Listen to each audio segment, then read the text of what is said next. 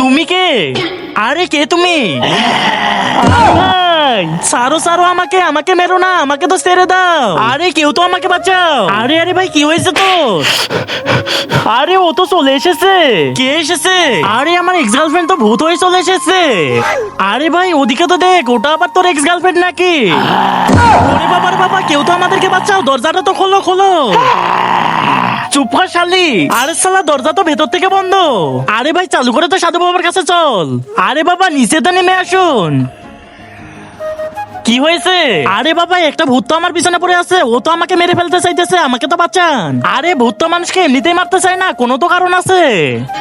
আরে হ্যাঁ বাবা, আমার এক্স গার্লফ্রেন্ড তো আমাকে বিয়ে করতে চেয়েছিল, কিন্তু আমি তো রাজি হইনি। এজন্য ও তো আত্মহত্যা করে মরে গিয়ে ভূত হয়ে ফেরত চলে এসেছে।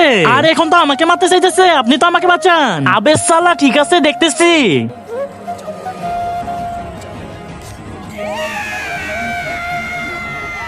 ওরে বাবা রে বাবা।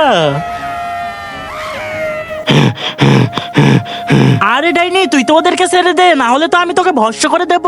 কখনোই ছাড়বো না।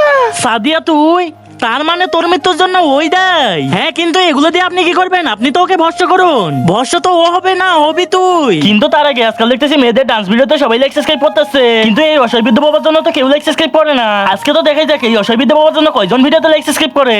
সালা কুত্তা, ও তো আমার মেয়ে ছিল।